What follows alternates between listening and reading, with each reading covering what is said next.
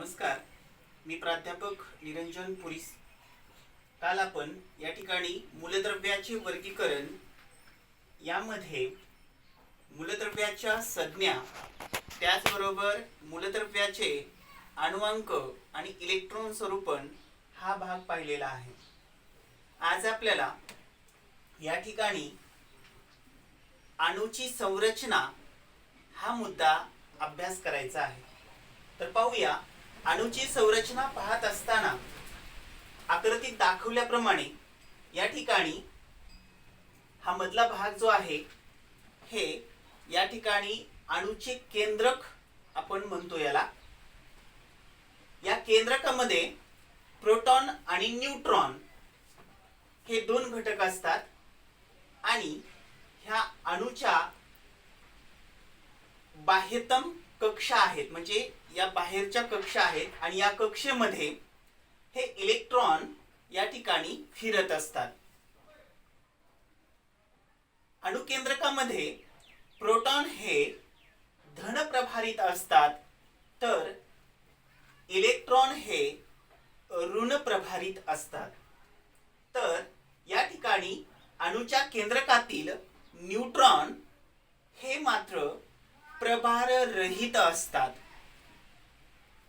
परत एकदा रिपीट करतो, अणूच्या केंद्रकातील प्रोटॉन हे धन प्रभारित असतात, बाह्यतम कक्षेत फिरणारे इलेक्ट्रॉन हे ऋण प्रभारित असतात आणि न्यूट्रॉन हे मात्र प्रभार रहित असतात. आणि याच्यामध्ये ह्या ज्या बाहेरच्या कक्षा आहेत ह्या 4 कक्षा असतात आणि ह्या कक्षेला पहिल्या कक्षेला K, दुसऱ्या कक्षेला L, तिसऱ्या कक्षेला M आणि चौथ्या कक्षेला N याप्रमाणे नावे असतात. आता सर्वप्रथम आपण अणुअंक म्हणजे काय हा मुद्दा पाहूया. अणुअंक, तर लक्ष द्या विद्यार्थी मित्रांनो, अणुअंक म्हणजे काय. तर या अणूच्या केंद्रकातील प्रोटॉनची संख्या म्हणजेच अणुअंक होय. परत एकदा डेफिनेशन तुम्हाला मी क्लिअर करून सांगतो.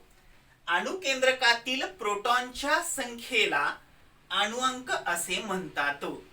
परत एकदा रिपीट करतो, अणूच्या केंद्रकातील प्रोटॉनच्या संख्येला अणुअंक असे म्हणतात.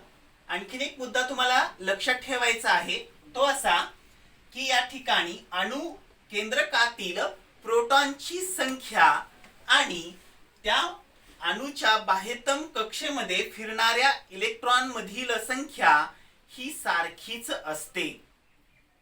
म्हणजेच प्रोटॉनची संख्या म्हणजेच अणुअंक होय.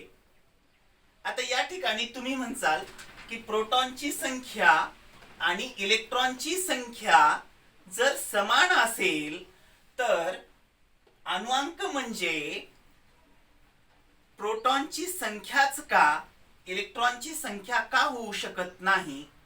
तर याच्यावर मी तुम्हाला एक मुद्दा सांगतो. प्रोटॉनची जी संख्या असते ही न बदलणारी असते, म्हणजे प्रोटॉनची संख्या ही न बदलणारी असते. आणि इलेक्ट्रॉनची जी संख्या आहे, आता आपल्याला माहित आहे इलेक्ट्रॉन हे त्यांच्याकडील इलेक्ट्रॉन मधील, म्हणजे इलेक्ट्रॉन आपण काय करतो, दुसऱ्या एखाद्या मूलद्रव्याला इलेक्ट्रॉन देतो किंवा दुसऱ्या मूलद्रव्याकडून इलेक्ट्रॉन घेतले तरी जातात. त्याच्यामुळे इलेक्ट्रॉनची संख्या ही सतत बदलणारी असते. त्याच्यामुळे अणुअंक म्हणजे या ठिकाणी अणुकेंद्रकातील प्रोटॉनची संख्या म्हणजेच अणुअंक होय. आता आपल्याला अणुभारांक किंवा अणुवस्तुमानांक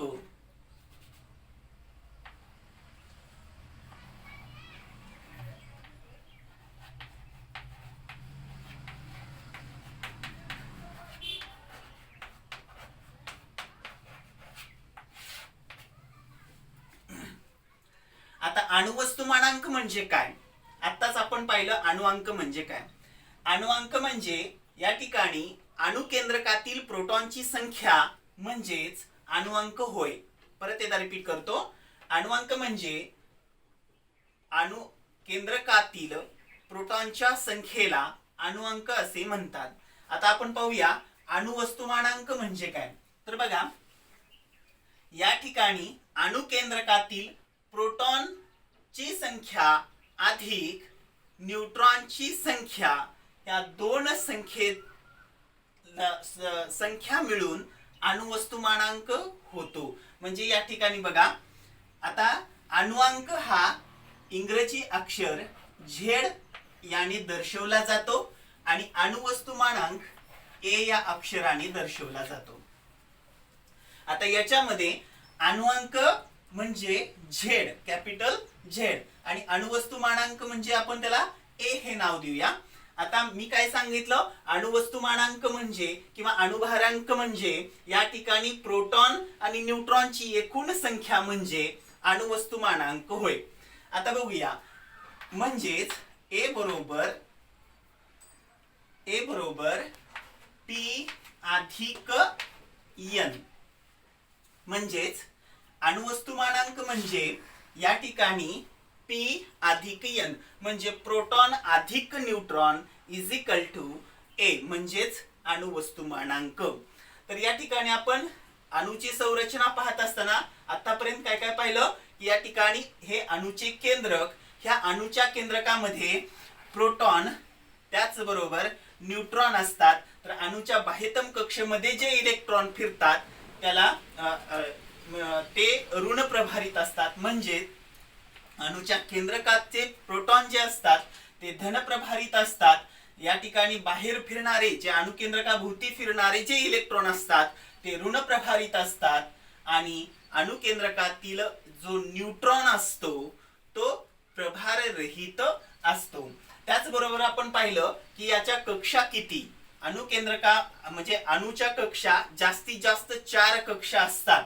त्याच्यामध्ये पहिल्या कक्षेला के हे नाव देतात दिला आहे. त्याचबरोबर दुसऱ्या कक्षेला एल हे नाव आहे, तिसऱ्या कक्षेला एम हे नाव आहे आणि चौथ्या कक्षेला एन हे नाव आहे. आता ह्या जी कक्षा आहेत या कक्षेमध्ये सुद्धा इलेक्ट्रॉन जे आहेत ते जास्तीत जास्त किती असतात हे आपल्याला पाहणे गरजेचं आहे.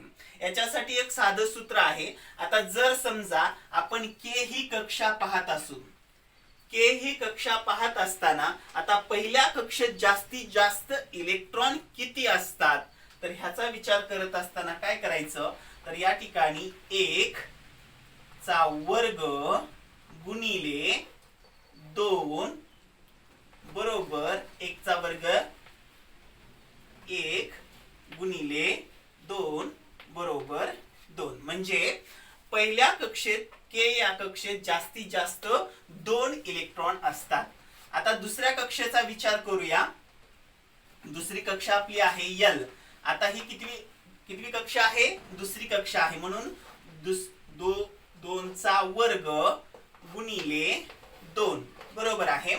आता या ठिकाणी दुसऱ्या कक्षेचा वर्ग म्हणजे 2 चा वर्ग म्हणजेच काय 4 गुणिले 2 बरोबर 8 म्हणजे या ठिकाणी ह्या अणुकेंद्रकाच्या बाहेरील दुसऱ्या कक्षेमध्ये जास्तीत जास्त 8 इलेक्ट्रॉन असतात. आता तिसऱ्या कक्षेचा विचार करूया. तिसरी कक्षा आहे आपली यम म्हणजे तिसऱ्या कक्षेचा विचार करत असताना 3 चा वर्ग गुणिले 2 बरोबर. आता 3 चा वर्ग किती आहे 9 म्हणजे 9 गुणिले 2 बरोबर 18 म्हणजे तिसऱ्या कक्षेमध्ये जास्तीत जास्त या ठिकाणी 18 इलेक्ट्रॉन्स असतात. आता चौथ्या कक्षेचा अशाच प्रकारे विचार करूया. चौथी कक्षा आहे एन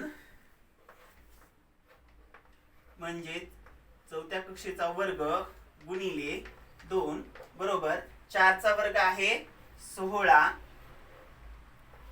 गुणिले 2 बरोबर आहे या ठिकाणी 16 दुनी 32 म्हणजे चौथ्या कक्षेमध्ये जास्तीत जास्त या ठिकाणी 32 मूलद्रव्य आपल्याला पाहायला मिळतात. तर आता आपण काय पाहिलं या ठिकाणी